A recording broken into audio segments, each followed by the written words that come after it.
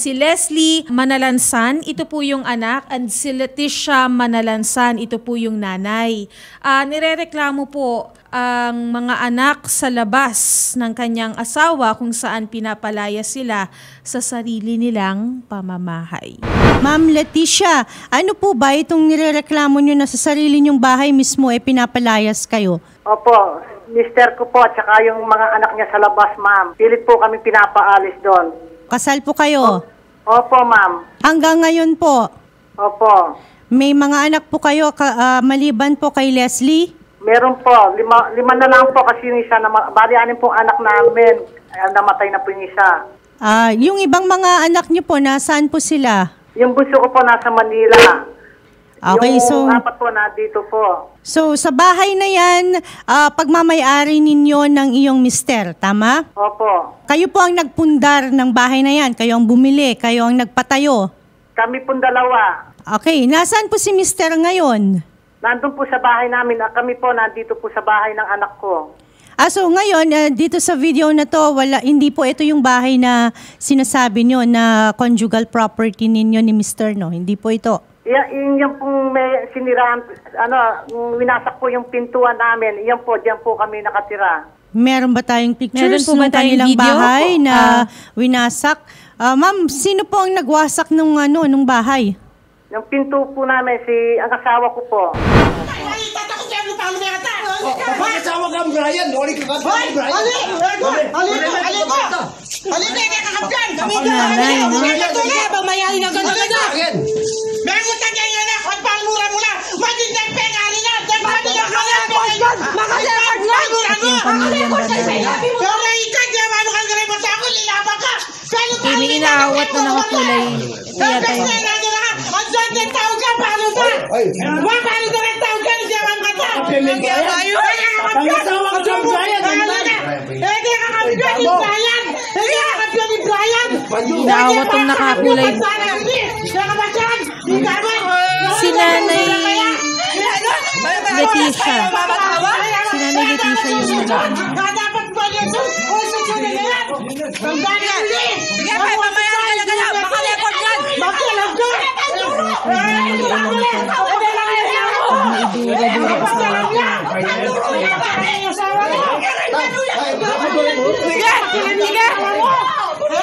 Sino po pala yung naka-t-shirt na puti na una po ninyo? Sino po yung yung naka-t-shirt po na puti?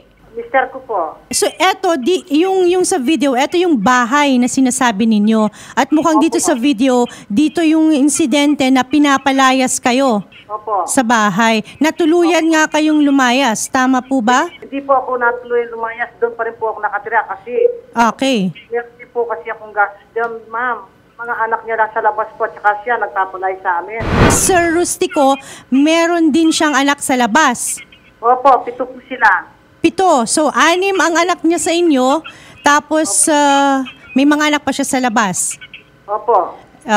Sa iba-ibang babae po ba o iisang babae? Isang babae lang po, ma'am. Okay. Ngayon po ba nagsasama pa rin kayo ni Sir Rustico? Hindi na po, simula po itinaboy niya po ako. So kahit nung time na nagkaroon siya ng anak sa labas, magkasama pa rin kayo sa isang bubong? Hindi po, hiwalay po kami noon. Naghiwalay kayo. Okay. Opo. Tapos nagkabalikan ulit. Opo. Tapos yung mga anak niya sa labas, nung nagkabalikan kayo sa conjugal home, pinatira din yung mga anak niya sa labas. Opo, magkasama po kami. Malilit pa po sila noon. May 1 taon pa lang po yung bunso. Ngayon, 24 na po siya. Lahat po ng anak niya sa labas nakitira sa inyo? Opo. Po sa bahay niya. Bakit po kayo pumayag na ganun yung arrangement? Dahil po sa Pero sobrang pag ganyan, pagmamahal diba? po sa asawa ko, Ayan na po. tinanggap po pati mga anak niya sa labas. Dahil nakipagbalikan po ako sa kanya, ma'am. Gano'n na kayo katagal nakasal? Sa June 8 po, 42 years na po kami. So despite the fact na nalaman nyo na may kabit siya, nagkaanak pa siya ng 7 beses. Opo. Sa lahat ng pagkakataon yun, pinatawad nyo siya. Opo. Ilang beses na po, ma'am. Ilang beses ko na po siya pinatawad. Matindi naman ang pagmamahal ni nanay, no? Pati po pagbubukti niya, pinapatawad ko po lagi. Sinasaktan po ako lagi. Pati nga po yung anak kong pusis noon. sinaktan niya, kaya nagka-bladder po yan eh. Pero wala kayong ginawang hakbang nung sinasaktan niya kayo? Hindi man lang kayo naghiwalay nung mga panahong yun? Hindi, tinitiis ko po dahil malilit pa po yung mga anak ko kasi may mga minor pa po yung mga anak ko. Sir Rustico, sabi po ni Nanay Leticia, siya po yung asawa niyo, tama po ba? Opo, ma'am.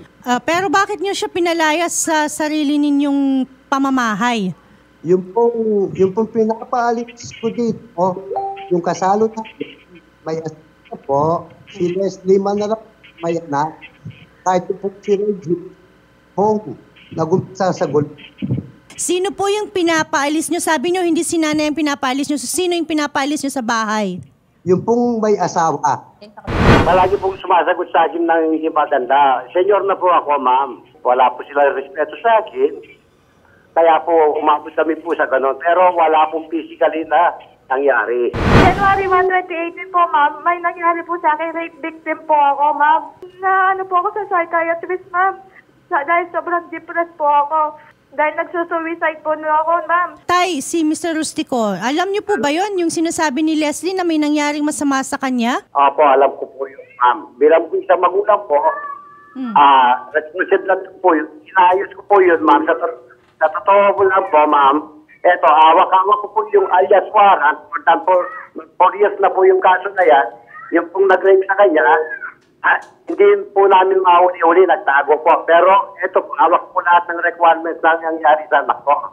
Hindi po ako pabayang magulang, ma'am. Ito po, kung nakikita niyo po, ito po yung alias warrant, ma'am. Hawak-hawak ko. Hawak-hawak ko po. May record po ako na sinasabihan niya po yung Pasko. Tapos, kahit nandiyan po yung manugang niya, ma'am, sinasabi niya po yung Pasko, naalala ko po, ma'am. Ibig na nagmumupod po ako. Pinapaalala niya po. Yung mga anak niya, ma'am, October 2018, pinagchat-chat po ako ng ano-ano. Kesyo, kagustuhan ko po daw, malandi po daw ako. Wala na daw po respeto yung mga tao dito sa akin. Sinumbong ng nanay ko, pero wala po siyang ginawa. Wala po siyang ginawa. Ganito po yan. Naungkat ko po yung bagay na yun nung hindi na po sila nakikinig sa akin. Silang dalawa ni kuya niya. Sabi ko sa kanya, parang lumalabas na binabaliwala niyo na ako. Ayun ka ako, tignan mo nga kung nangyari sa'yo. Kung pabaya ako makulang, ayos ko hanggang sa nagkautan pa ako. Naka-record po kami, paglasing po siya, nagmumura po. May naka-record po kami, pinapalayas po kami. Tapos, yung bayaw ko po, pinagmumura niya po, pati mga magulang ng bayaw ko po, may mga record po kami. Matanong ko lang po, asan po yung nanay nung mga anak nyo sa labas, sir? Patay na po yun, ma'am. Matagal na pong patay. Para wala po kami problema na mga anak, pamilya ko, yung pong anak pong si Leslie, nakasalo po dito sa bahay natin ng asawa ko, at saka yung si Reggie, yung pong promotor sa Kulunyan, yung anak po namin panganay, nandito pa rin po sila sa pamamahay ng misis ko. At yung pong si Reggie na yan, sa totoo lang po, ma'am, siya pong nag-umpisa sa problemang yan. Tatay, sorry ha, mawalang galang na po. Kayo po ay humihingi ng respeto sa anak po ninyo, pero kayo po mismo hindi rumirespeto sa anak po ninyo, tay. Opo, ma'am. Pasensya na po, tatay ha, pasensya na po, mawalang galang na po. Tatay, kung papalayasin mo yung isang anak mo, at saka tatay, hindi ko nagustuhan yung anak niyang yan, yung word po na yan, hindi po maganda sa tenga. At tatay, kung paaalisin niyo po ang isang anak, paalisin niyo po lahat. Hindi po pwedeng isa lang ang palalayasin niyo, tay. Ma'am, yung pong anak namin sa labas, wala po kami kasama dito. Wala pong nakatira dito. Yung po si Leslie, may asawa na po yan. At saka yung anak namin panganay, si Reggie, may asawa na rin po yan. Kasama po namin dito sa bahay ng misis ko. Ayun, ang problema po kay Reggie, yung original niya pong asawa, ang pamilya, andito po sa pamamahay ng misis ko.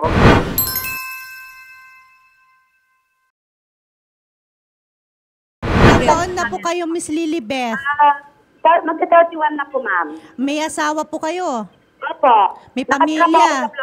Opo. Oo, nakatira din kayo dyan sa bahay? Hindi po. Yung nakatira po kay tatay at saka po kay mother namin, yung pong anak nila po. Si Leslie Manalansan at saka Reggie Manalansan po. Okay.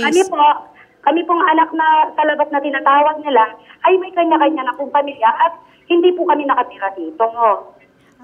So wala Opo. nang nakatira sa inyo dyan. Wala Sa po, kasalukuyan, okay, sa kasalukuyan, katanungin ko si Miss Leticia. Ma'am, sino po ang nakatira dito sa sinasabi ninyong bahay kung saan kayo pinalayas? Doon po sa sarili namin bahay, ma'am. Hindi, kahit na po pinapalayas kami, kahit na sa video po na nakikita na lang kung ano si pinagsasabi na tsaka sa record. Ngayon, hindi po ako umalis doon. Doon lang sa kubo lang po ako umalis kasi. Hindi, sabi niyo pinalayas kayo sa bahay. Walang dalaw na po, ma'am. Pwede po ako magsalita kasi kanina pa sila nagsasalita. Ito pong dalawa kong anak, kasi po, kung wala po yung dalawa kong anak, hindi po ako kakain sa dalawa ng anak ko, isa, ma'am. Kasi nga, kahit na kumikita yung mister ko, kahit na si Kuntul, hindi po ako binibigyan. Anong babahay ang Dalawa po, ma'am. Isa lang? Dalawa po. Dalawa po dito ngayon, ma'am. Dalawa ang bahay. Opo. Okay, yung isang bahay, yun yung original na pagmamayari ni Leticia at tsaka ni Mr. Rustico. Tama ba? Opo, ma'am. Dito po sa nirerantahan ko pong lupa, ma'am. O tapos, itong isang bahay, sino ang nakatira doon? Kami po, ma'am. Dati na pong bahay nito. Dito po nakatayo yung nirerantahan kong bahay ngayon. O so wala tayong pakialam sa bahay na to dahil hindi naman nakatira dito si Miss Leticia. Ang problema natin ngayon kung saan siya nakatira, kung saan sila nagsama ng ilang taon, ito yung sinasabi ko na from the start doon na sila nakatira.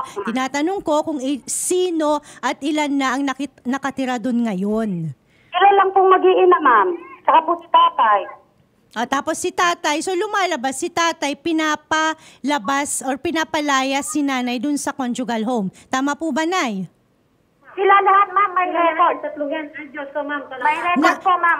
At tumulong kayo para palayasin sila. Opo, ma'am. Hindi po namin pinapalaya si nanay. Yung inaano lang po namin, ma'am, si Leslie, kasi pagpula sa kanya yung ulo, ma'am. Tay, alam niyo po, nakasal pa rin kayo kay Nanay Leticia. Opo. At bilang asawa po niya, may karapatan po siya na manirahan sa bahay ninyo. Andito po siya, magkasama po kami, ma'am. Hindi, ma'am. Pag andyan po kasi mga anak niya sa labas, umaalis po kami kasi umiiwas po kami sa away. Marami na pong beses na ako sinasaktan, ma'am. Katarungan po, ma'am. Tapos natulungan niya ako mag-move on, ma'am. Anong ginagawa niya, ma'am? Pinapaalala niya, ma'am. Tapos napapabay po siya ng 150,000 doon sa kaso ko, ma'am. Willing po ba kayong bumalik dun sa bahay? Dahil meron naman kayong karapatan tumira doon. Opo, ibenta na lang po yan, ma'am. Ayoko na po. Ayun, sige. Katarungan po, ma'am. Para sa mga ginagawa sa akin ni Rustico Manalansan, sobra na po, ma'am. Kahit na may ibang tao, ma'am, binumura niya po ako, pinapalayas po ako. So, balik-balik na lang po, ma'am. Ma'am, so willing po kayo na pag nagsampa tayo ng kaso, gusto nyo makipaghiwalay na lang kay sir? Opo, ma'am. Yan po, ma'am. Para may katahimikan na po kami, ma'am. Sir, kung makikipaghiwalay na lang daw po itong si ma'am dahil sa madaming beses na panloloko at pananakit, hindi lang physical, emotional, dahil isipin nyo, nagkanak pa kayo sa labas ng ilang beses tapos pinatawad kayo. Ma'am, po kami naghiwalay niya, ma'am. Tapos, palagi po sumusunod sa akin. Wala pong problema sa akin, ma'am. Wala pong problema sa akin. Kaya mahirap po kami bukas sa barangay, ma'am. Alam po ng barangay official. Sino po ang nagsampa ng reklamo sa barangay? Si Leticia po. Si Leslie. Okay. So, dahil meron tayong pending na case sa barangay, kailangan po ng cooperation nyo. Pag pinatawag kayo ng barangay, pupunta kayo doon at i-explain ko ang inyong panig. Okay? Pero, wait lang Ito po ang nakikita ko dito na resolution is kung si nanay, meron siyang sapat na ebidensya para makapag-file. Hindi lang po criminal case, civil case. Kasi gusto niyang maghiwalay na eh. Ayan. Palagi, 3 beses na po kami naghiwalay niya, ma'am. Pero tay, ang gusto ni nanay, formal, talagang legal na paghihiwalay.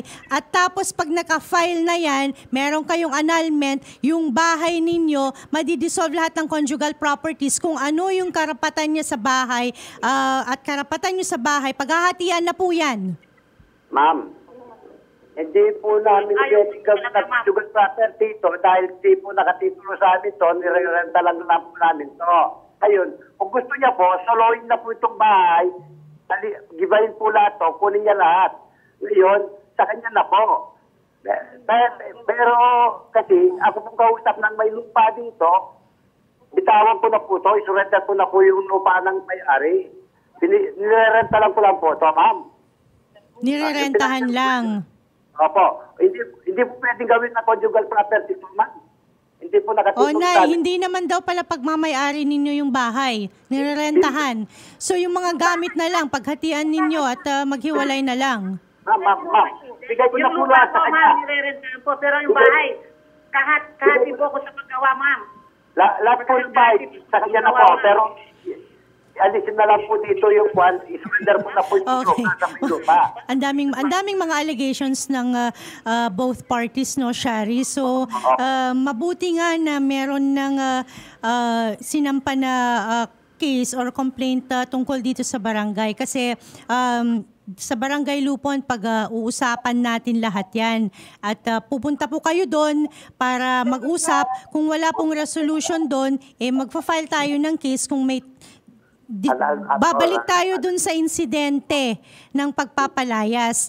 Pwede po kasing mag-file ng criminal case dun kung may mapapatunayan na may nasaktan sa insidente na yon. Ngayong issue dito sa pagpapalayas sa bahay, kung gusto nang maghiwalay ang parties, maghihiwalay yan. Kung ano man yung naimpundar nila sa bahay, paghahatian. Okay? Ang mapapayo ko lang po dito kay nanay, ayokong, lahat po ng mga anak ninyo, no, tay, makinig po kayo, kung legitimate or illegitimate yan, as much as possible, hindi natin binibigyan ng binabansagan kung sino ang anak sa labas or kung sino yung legal na anak. Lahat ng anak may karapatan na suportahan ng magulang at patirahin sa bahay ng mga magulang. Pero, kailangan din po na rumispeto kayo. Opo, pwede po yun, ma'am. Pwede po. Ganun po dapat ganun po talaga, ma'am. Pati yung mga magulang, pati po yung mga magulang, may karapatan na disiplinahin ang lahat ng mga anak. Tama po, ma'am. Tama po. In the exercise of your right po na to discipline your children, dapat pantay-pantay at patas ang pagdidisiplina sa mga anak. Hindi yung mas saglit lang po. Hindi po yung dahil anak sa labas mas may kasalanan, dahil anak sa loob or legal na anak mas matindi ang kasalanan, okay? Kung sino may kasalanan, dapat pantay-pantay po ang treatment. Ngayon po, tama sir, tama nakikinig kayo sa akin. Opo, ma'am. Oo. Dapat po talaga ganun po, ma'am. Bilang magulang, pantay-pantay. Pantay-pantay po. Wala, Opo, pero hindi po maganda kasi kanina si Leslie talaga namang minimension nyo, pinaparatangan nyo na nagkaroon na nga ng hindi magandang pangyayari sa kanya, pinapalabas nyo pa na siya yung may kasalanan or sa kanya nagmumula yung gulo. Ang hinahanap ko na po sa anak ko, continuous ko naman po sa pagmulan niya, huwag niya sigaw-sigawan po. May senyor na po ako. Namamagitan lang po ako sa kanila. Dinuduro-turo pa po ako. Mayroon pa po ako isang problema, ma'am. Ay, di na po kasi sila nakikinig. Nandiyan na po tayo. Ma'am? Yes ma'am. Yes po tayo. Mayroon pa po ako isang problema, ma'am. Sa anak ko. Ito po, mahingat na po ako. Ayaw ko na po yung problema. Ngayon, ito po si Reggie, nakatutog pa po dito sa bahay namin ni Leticia. Ang problema po dito, anak namin si Reggie, yung may kabit po siya. Dinadala niya po dito. Ang original niya pong pamilya, kasama po namin dito sa bahay. Kaya pinapalayas ko po sila, lumilitaw sa kabalay ko, nakusitudor po ako. Actually, tatay, kahit ano pong rason yan, hindi po maganda na yung anak nyo papalayasin nyo sa bahay. Yung pong anak ko lalaki, ma'am. Lalaki si Reggie. Si Reggie. Dinadala niya po dito ang gabi niya. Sa sarili ko pong kamahay, ma'am. Yung pong si Reggie, hindi po si Leslie. Yung pong kabit ng anak kong lalaki, si Reggie, Dinadala niya po dito yung kabit niya sa sarili kong pamamahay. So yung anak nyo na lalaki, may asawa, may kabit din. Yung kabit niya, dinadala niya sa bahay ninyo. Nay, ay ma'am, naku po. kasi nung Ay, tay kasi naman. Siya po yung nag-invite. Siya po Hindi yung po nag-invite. mapagsabihan. Pagsasabihan ko po Siya po sila, yung nag-invite. at gagawin na lang po Siya po sila. yung nag-invite, ma'am. Mapapatunayan ko po, ma'am. Ano po ba ang take nyo dito, Attorney Gil? Kapag sakali po kasi parang ang problema po nila yung pagpapalayas, yung share, may kabit, yung may mga personal pa po na issue. Ano po ang take nyo dito, Attorney Gil? At ano po ang mas better po na maipapayo po, legal advice po natin sa kanila, Attorney? Sa dami ng mga ni-raise nila ng mga reklamo, no, lumalabas na ang dami nilang issues as a family. Ang maganda dito is kung kaya na lutasin nila yan, para internal kasi ito eh. More on yung mga conflict nila is may paratang dito, may kasalanan, ganyan. Ang issue kanina natin is yung bahay. Ngayon lumalabas na yung bahay, hindi naman siya conjugal property dahil hindi nakapangalan sa mag-asawa. Nirerentahan yun. Pero ganun pa man, let's assume na itong bahay na to is conjugal property.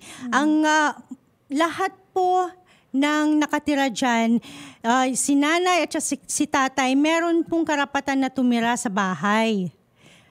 Meron din pong karapatan ng mga anak na patirahin sa bahay na yan. Wala pong karapatan si tatay o si nanay na patalsikin ang mga anak. Ang conjugal home remains as a conjugal home, and anybody can, the relatives, even the relatives, yung tatay, nanay ng mag-asawa, pwede nga tumira dyan eh.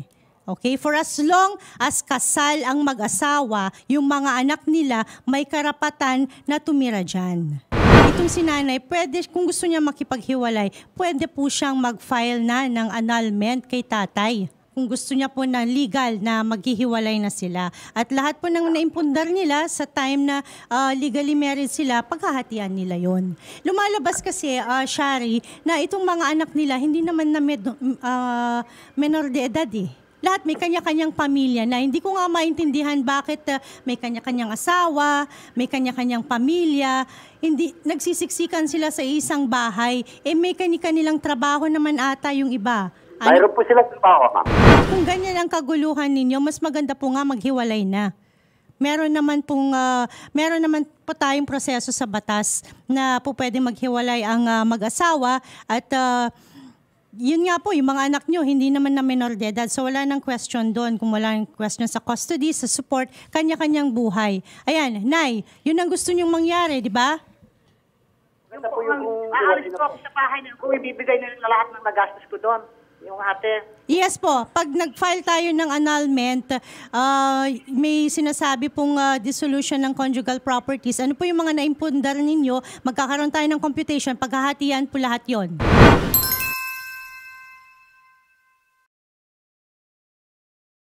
Mababalik po sa inyo. Ano lang ako, attorney, kasi tatay ka, okay? Tatay ka. So dapat sa'yo pa lang inaayos mo na yung problema ng pamilya Ayun mo. Ayun nga, lumalabas na nagkagulo-gulo na yung kanyang mga anak at parang tinolerate niya, they're pointing fingers at each other kung sino yung may kasalanan at kung sinong pangit ang ugali. Tapos yun na nga, may mga kanya-kanyang asawa na, tapos ganyan pa. Ang problema kasi dito is si ma'am din si Leticia, yung nanay, tinolerate din kasi ng matagal na panahon yung ganong setup. Kaya pag ang mapapayo natin sa ating mga nanay or mga kababaihan, kung may ganyan po na niloloko pala kayo ng asawa nyo, nagkaroon ng affair sa labas at nagkaanak, kung kaya pang, wag nyo nang patawarin kapag inaabuso na kayo. Kasi uulit-ulitin yan. Kaya naging ganun yung setup nila dahil there was tolerance on her part. Pero at the same time, gusto rin natin na sabihan si tatay na wala siyang karapatan na paalisin ng ganun yung kanyang mga anak.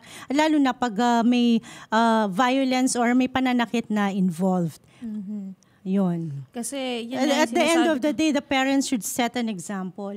Si tatay, problema niyan na yung anak niyang isa, dinadala yung kabit sa loob ng bahay. Ikaw nga, ganun kasi tatay, yung ginawa niya nung una. Tatay, meron ka nga kabit. Kaya nga parang sabi ko kanina, si tatay parang allergic sa anak niyang may kabit. Pero ikaw, tatay, kasama mo. Hindi ko bine-blame, attorney, kasi hindi din natin pwedeng sisihin yung mga anak sa labas, no? Si tatay talaga ang medyo may pagkapasaway talaga dito, no? Kaya sinasabi ko kay tatay, kung gusto mo ng respeto, matuto ka ring rumespeto sa mga anak mo at sa misis mo. So, yun lang po yung kanina. Kasi paulit-ulit siya, attorney, sa word na respeto. Okay? Oo. Kasi kung ako din naman, tatay, ang anak mo, talagang mawawalan din ako ng gana sa'yo, no? Ginanon mo yung nanay ko. Di po ba? So, pangit po talaga yun na maging ganung ehemplo ka sa mga anak mo. Okay. At this point, linawin lang natin na wala pa munang case na po pwedeng i-file dahil nasa level ng barangay. So lumalabas kasi na away pamilya ito and sakop po yan ng ating barangay conciliation. Kaya nga naman, meron silang case, sabi ni tatay, bukas at mag-a-attend sila ng hearing. Ngayon, kung after ng barangay conciliation, hindi sila magkasundo, sabi nga natin, meron pong mga civil process or remedies na po pwedeng i-avail ni nanay kung gusto niya po na hiwalayan ng tuluyan si tatay at magkaroon na po ng legal rights yung mga anak nila pagdating sa property. So yung from the legal family and then yung illegitimate children, kung meron po silang naipundar, meron silang paghahatian mga ari-arian, then there will be that will be the proper time na masusolusyonan yung mga concerns nila na yun. Possible daw po ba, attorney, na makasuhan po si tatay ng vowsy? Kung merong sapat based dun sa mga binigay nila kasi na evidence nung galing kay nanay, wala tayong sufficient na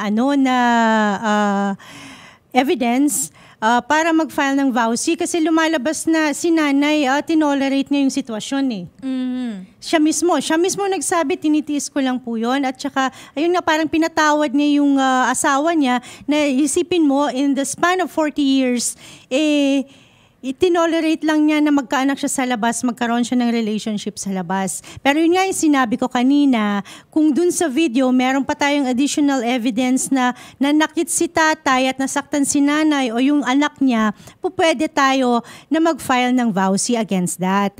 Ngayon, yung reklamo sa barangay, pag nag-prosper yun or kung mapapatunayan na may pananakit, lalabas dun sa kanilang investigation sa barangay Lupon, ayun po pwede po natin siyang kasuhan ng vowsy. Ngayong adultery and bigamy, si tatay, po pwede bang kasuhan yan? Meron po kasing tinatawag na tawag nito, prescription, yung pag-file ng case. Titingnan natin kasi the prescriptive period starts from the time na may knowledge si nanay dun sa kanilang relationship. Ngayon, kung pasok pa siya sa period na yon, pwede siyang kasuhan ng adultery. Wala pong bigamy kasi ang bigamy, crime siya kapag kasal ka tapos maliban dito, nagpakasal ka pa sa iba. Okay. Yun ang bigamy. Oo. Okay. Yan. Pero si tatay, hindi siya kasal dun sa kabit. Kasal pa rin siya kay nanay. So, she remains the legal wife. Okay? Ngayon, ang reklamo kanina is tungkol dun sa kung sinong may karapatan dun sa kanilang bahay at kung pinapaalis man sila at kung pwede silang bumalik. Ngayon, we found out na itong bahay nila is hindi nila conjugal property. It's a rented property. Pero kung meron silang mga gamit doon, pagdating sa usaping paghahatian ang mga ari-arian, kung mag-file si nanay for annulment, gusto niya na pawalang bisa ang kasal niya kay tatay dahil ayaw na niyang gulo, pwede po silang maghati dun sa mga pinundar nila. But for the conjugal home, wala po silang paghahatian doon dahil it's a rented property. Okay, hindi naman nakatitulo sa kanila yung property na yon. Kaya ang sinabi ko kanina, meron tayong pag ganyang mga gulo, meron kayong criminal remedies, meron din pong civil remedies yan. Pwedeng hindi maghiwalay din ng sa puntong ito, kung gusto ni nanay, maghati-hati sila sa mga napundar nila, meron siyang mga ine-enumerate kanina, pwede rin po na instead na annulment, mag-file siya ng judicial separation of property. Yung tinatawag natin na aayusin din natin ililikom natin yung mga naipundar nila during the marriage at pagkahatian. Tapos, ayan, yung mga karapatan ng illegitimate children. Sa batas po natin, ang difference lang naman dyan, yung entitlement nila sa support, sa parents, pantay-pantay lang po yan, custody and care. Yung illegitimate, usually sa nanay yan custody na sa nanay yan. Pero yung kanilang successional rights, ibig sabihin kung may namatay na parent, ano ba ang mamanahin nila? Meron ba silang karapatan magmana sa kanilang mga magulang? Dito po, based sa family code natin, yung legitimate children is entitled to full kung ano man yung paghahatian at ilan sila, kunwari, yung isang buo, 2 ang anak na legitimate at 2 ang illegitimate, kung ano po ang makukuha ng isang legitimate child, ang makukuha po ng illegitimate child is kalahati nun. Yan yung hindi pa nababago sa batas. The illegitimate child always inherits 1/2 of what a legitimate child or the children will inherit, or the value of the inheritance is always 1/2 of that of the legitimate children. Okay? Ngayon, sa punto naman ng asawa, the spouse is also entitled to 1/2 of the free portion kapag meron pong namatay. Okay? Dun sa estate ng deceased na spouse. Okay, so yun po yung mga nakuha nating mga information dun sa case natin kanina. And magulo naman talaga dahil magulo yung pamilya. Lumalabas kasi na ang reklamo lang is yung pagpapalayas. And turns out na ang dami nilang mga internal issues. And yun nga, ang problema dito is tinolerate ng mga magulang. Pero attorney, ano daw po yung mga karapatan ng illegitimate children laban po doon sa mga legitimate children? I think tama po ba? Patas lang po. Patas lang yun. They're all entitled to support the love and care of the parents. So yun. So and yun lalo na kapag recognized sila, they can also use legitimately the surname of the father. Talagang ang medyo sumablay lang talaga dito si tatay, pero hindi niya naayos. Ang daming mga anak niya na involved, may 6 at issues. meron ding 7 dun sa kabit niya. So kung kailangan nyo ng malandi daw po si tatay. Sabi sa comment, malandi po si tatay. Uy, grabe naman tong mga comments. Pero alam mo, attorney, yun din yung sinasabi ng netizens kanina, yung respeto daw talaga dapat, alam mo yun, hindi manggagaling sa ibang tao. Kung gusto mo respetuhin ka ng anak mo, ng asawa mo, matuto ka ring rumespeto sa kanila. So, yun lang naman yun.